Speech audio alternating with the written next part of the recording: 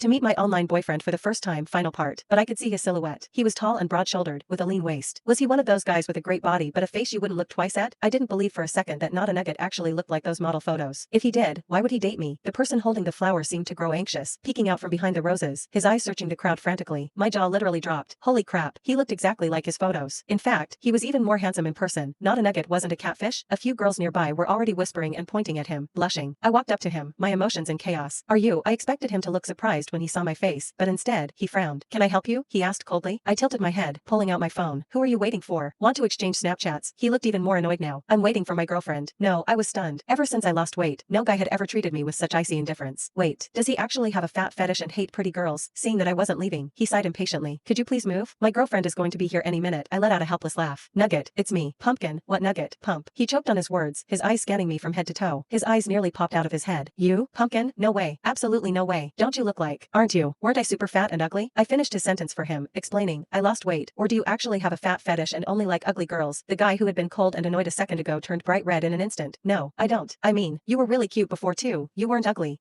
So am I cute now? I suddenly found his flustered reaction adorable. Yes, I mean, you're cute now too. You're gorgeous. I just didn't expect this. He frantically shoved the massive bouquet into my arms. It was so heavy that I stumbled back a step. He panicked and immediately reached out to steady me. I'm so sorry. I'm sorry. I burst out laughing. Didn't you say you were going to take me out for good food when we met? Let's go. Ethan was exactly like his online persona. Despite being ridiculously handsome, he didn't have any of the typical arrogant pretty boy attitude. He was incredibly sweet, gentle, and attentive the entire day. I found out his real name was Ethan Brooks, and he was also an incoming freshman at our university. Although we had different majors, we were on the same campus. He took me to an upscale restaurant, pulling out my chair and cutting my steak for me, blushing so hard he barely dared to look me in the eye. He spent the whole afternoon taking me around the city, and when he finally dropped me off at the restaurant for the freshman pre-party, he looked at me reluctantly. Text me when it's over. I'll come pick you up. The restaurant they chose was packed. As I approached the private dining room, I could hear voices echoing from inside. Is everyone here? Not yet. Chloe Sterling hasn't shown up. Chloe? You mean the fat girl who catfished Carter? Someone sneered. She's probably too chicken to show up. Duh. If she saw our queen Haley, she'd die of embarrassment. Girls like her only dare to catfish guys online. Nobody would look at her twice. Haley joined in the laughter, leaning her head against Carter's shoulder. Don't be so mean, guys. Being ugly isn't her fault. Just as I was about to walk in, a slightly plump girl beat me to it and stepped into the room. The room went dead silent for a second, and then everyone started exchanging smirks. Well, if it isn't Chloe, you sure take your sweet time making an entrance. You look exactly like Carter described. Have a seat. Wait, do we need to pull up 2 chairs for you? Will one be enough? The room erupted into loud laughter. Carter draped his arm around Haley's shoulders, a smug, mocking smirk playing on his lips. The girl looked at them like they were crazy, then calmly started unloading dishes from the food cart outside onto the table. She was just a waitress. The laughter in the room instantly died, replaced by awkward silence. That was when I pushed the door open and stepped inside. The room fell into a suffocating silence. Every single eye locked onto me. A guy with a buzz cut froze, his beer glass suspended in midair. The yellow liquid spilled over the rim, dripping onto his pants before he snapped out of it, frantically wiping himself.